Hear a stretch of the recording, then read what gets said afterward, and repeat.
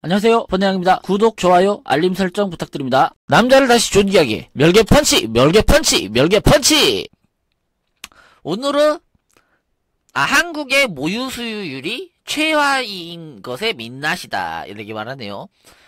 뚝뚝 떨어지는 국내 모유 수유 비율.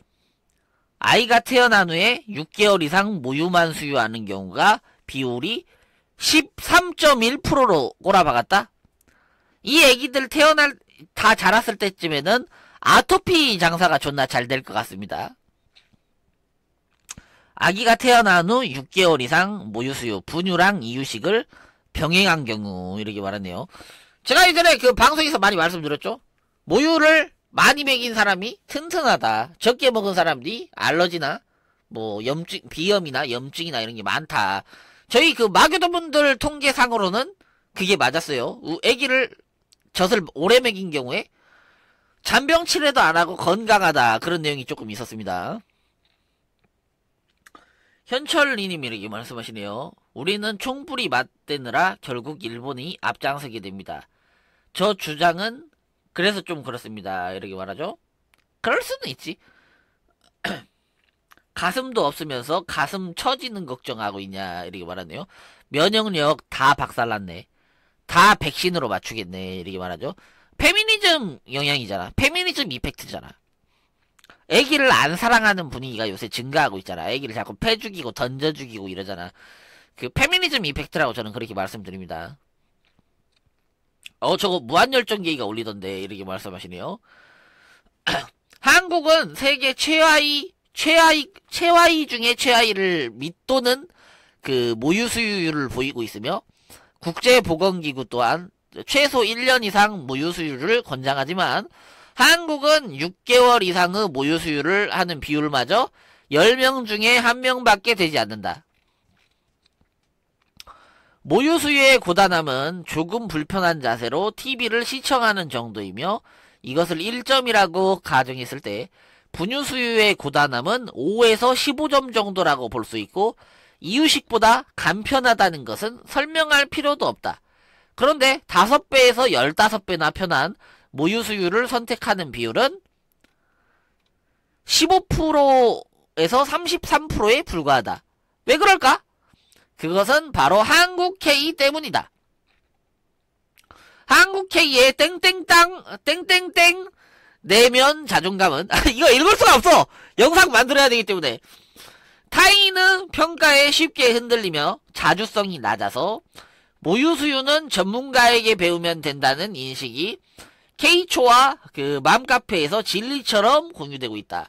모유수유는 자기가 젖을 주면 안 되고 전문가한테 따로 배워야 된다. 이렇게 말하는 것 같아요.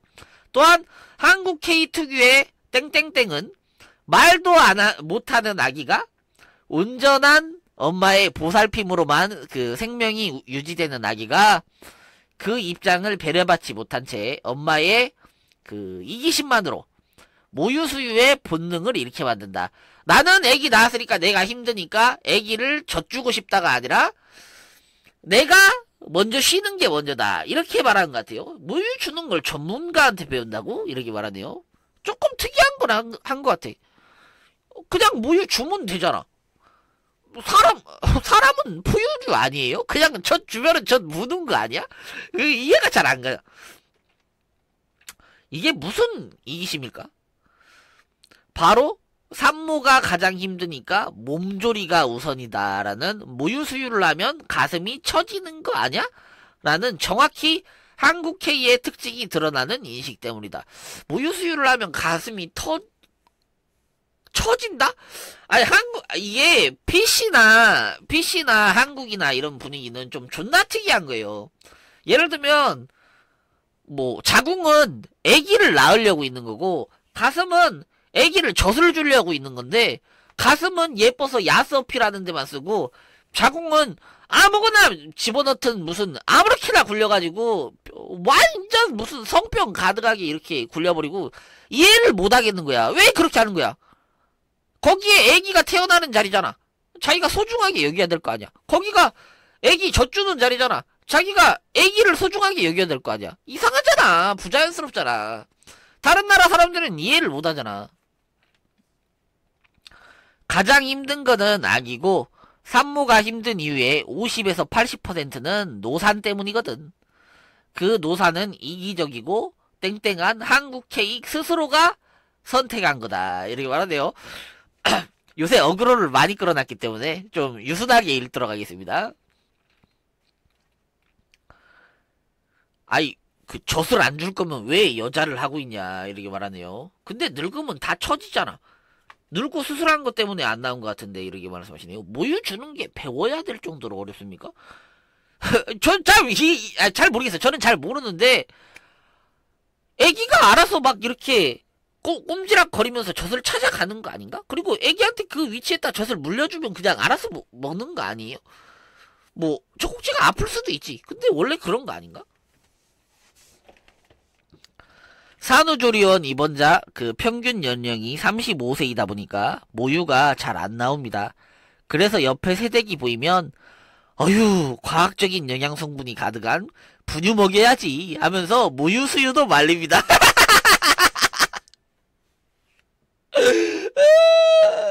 존나 웃기네요. 존나 웃기네요. 모유가 가득한 새댁이 젖 먹이고 있으면 그거 방해하고 과학적 영양 성분이 있으니까 분유를 먹이라고 강제로 이야기한다. 저희 어머니가 존나 후회하는 게 제가 어렸을 때 그 초유를 안 먹었대요. 제가 잔병치레가 존나 많습니다. 제가 초유를 안 먹었대. 초유를 안 먹어가지고 어머니가 그거를 그 못 먹인 거를 엄청나게 후회하십니다. 그걸 먹였어야 되는데. 왜냐 저희 형제 중에서 제가 제일 약한데 저만 그걸 안 먹었어. 초유에 면역 성분이 있어서 엄마의 그 면역 체계를 자식한테 물려주는 형태래. 초유에는 많이 들어있고 그 다음에는 적게 들어있지만 들어는 있나봐요. 그래서 젖을 많이 먹이면 나아지나봐 애기가 면역 체계가. 모유수유를 짧게 하니까 유방암 위험도 비만도 높아지는 것 같습니다. 이렇게 말하죠. 젖을 주면은 이제 말라지니까 말하는 거죠. 노땅님 반갑습니다. 반갑습니다. 초유수유 2주가 제일 중요합니다. 소화 잘 되는 자세로 수유하는 거 배웁니다. 산후조리원 입원자 이건 읽었죠? 배우면 되잖아. 별거 아니잖아. 그냥 앉는 자세 같은 거 이야기겠지. 노산과 모유수유 실패의 문제는 노산으로 인한 호르몬 불균형도 비중이 큰데 육아 호르몬인 세로토닌 부족 증상이 나타난다.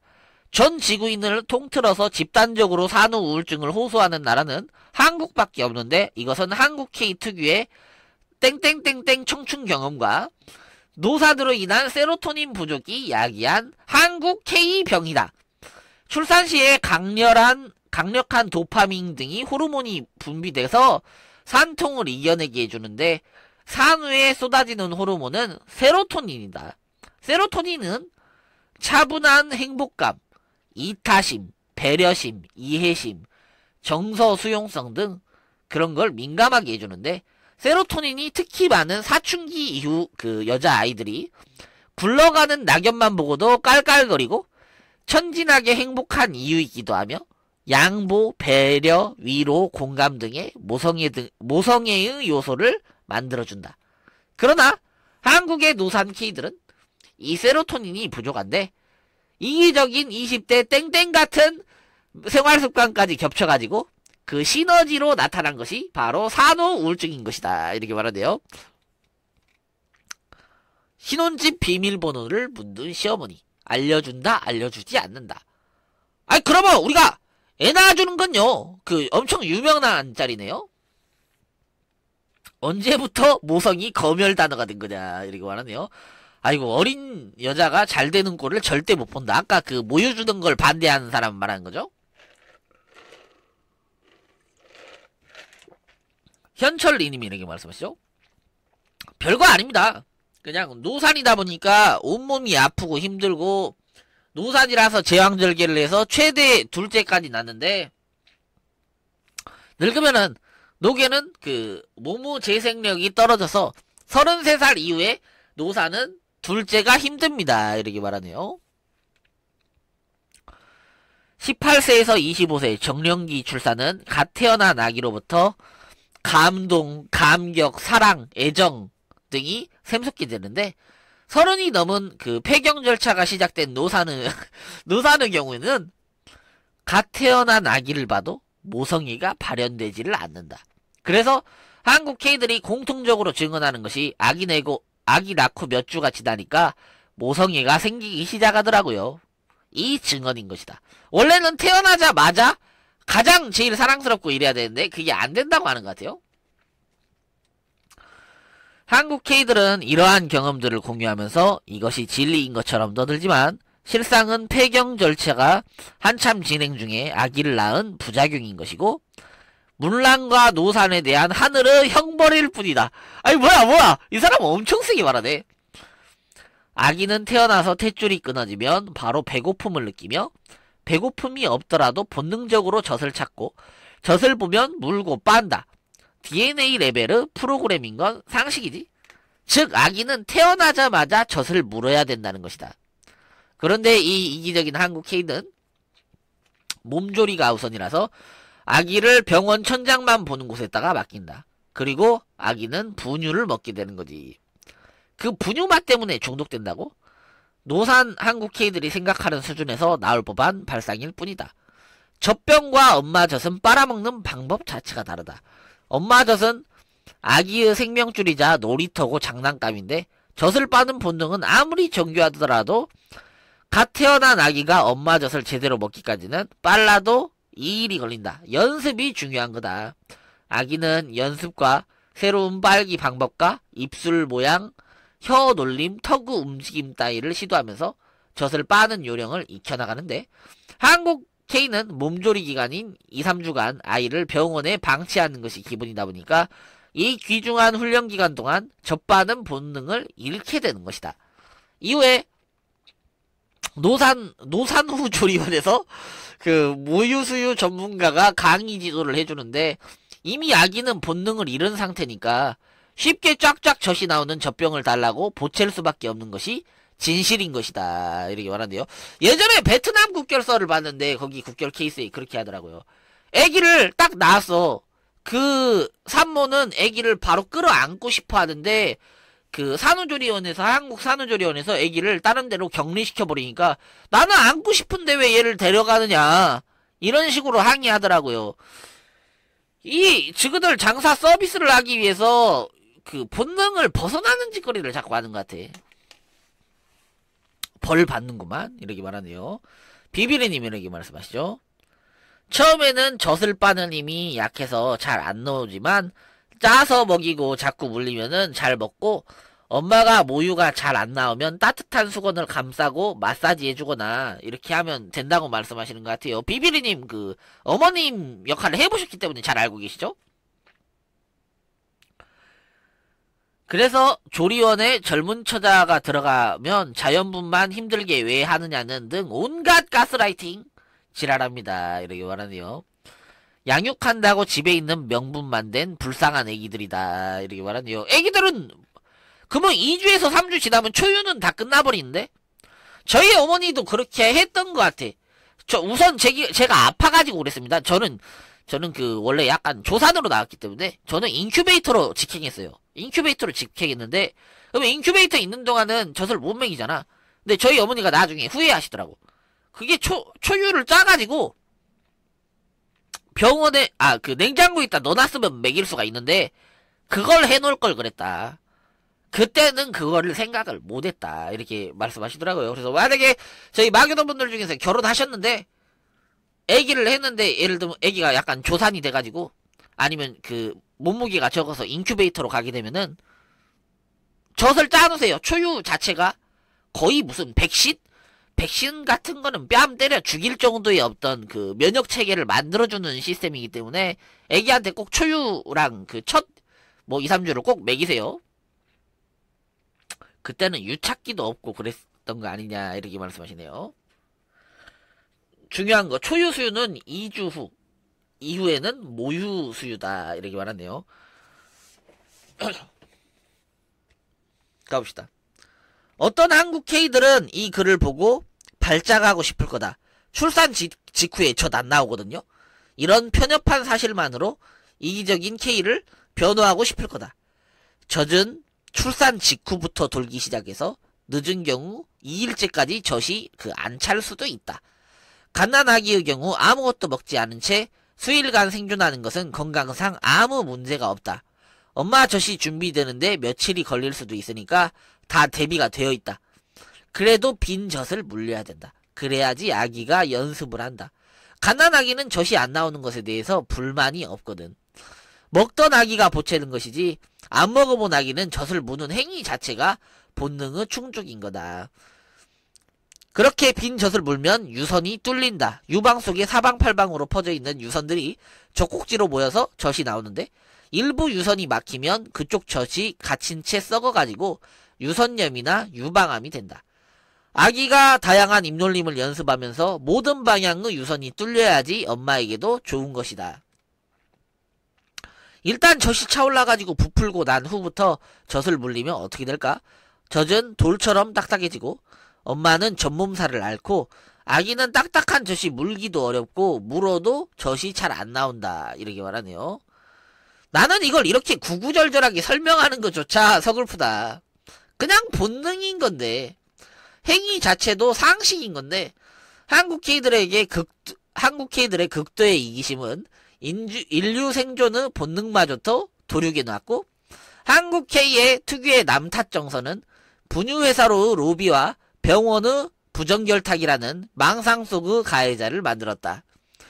이기적인 한국 K가 범인이라고. 저는 이기적이기 때문이라고 생각 안 해. 페미니즘 때문일 수가 있다고 생각해요. 안몽치게 계속 마사지도 해주고 착유를 해주면 됩니다. 그거를 먹으면 설사합니다. 뭉친 모유를 먹으면 설사를 하게 된다. 이렇게 말하네요. 그러면 뭉치면은 약간 상한 것처럼 몸에 안 좋다 이 말이에요. 설사가 나온다. 안 뭉치게 뭉쳤으면 해서 버려버리고 새로 짜서 이제 안 뭉친 젖을 먹여야 되나? 어떻게 하는지 모르겠어요. 비비리님이 이렇게 말씀하시네요. 모유에 맛을 들이면 젖병으로 우유 안 먹으려고 하더군요. 맛보다 엄마의 유대관계를 엄마 피부 접촉과 숨소리 등이 좋아서 그런지 분유를 안 먹으려고 했어요. 애기가 이렇게 말하죠. 저희 마교도분 중에 모유를 3년 드셨다고 했나? 7살까지 먹었다고 그랬나? 하여튼 그런 분 계셨는데 2명이 계셨나? 1분이 계셨나? 그랬는데 둘 다 건강하다고 그랬어요. 잔병치레 없이. 그래서 저는 모유 신봉자여가지고 뭐가 잘못됐어. 자연스럽게 몸이 그렇게 되게 돼 있잖아. 애기를 사랑하게 되게 돼 있잖아. 그냥 그렇게 따르면 되는 거예요. 7살은 심한데 이렇게 말씀하시죠. 저분 말씀이 맞습니다. 7살 심할 수도 있는데 애기가 엄마 따르는 게 나쁜 건가? 조금 독특하긴 한데 그렇게 해서 애기가 잘 자랐어. 잘 자랐으면 무적 아니야? 저처럼 잔병치레 하는 것보단 그게 낫잖아. GSLA23님 반갑습니다. 뭐야 아직 실시간 방송인가요? 이렇게 말씀하시죠. 실시간 방송입니다. 아무튼 이거 그래서 게시글은 다 읽었습니다. 한국 남자를 다시 위대하게 매일 저녁 7시 번뇌항에서 뵙겠습니다. 뭐가 잘못됐어?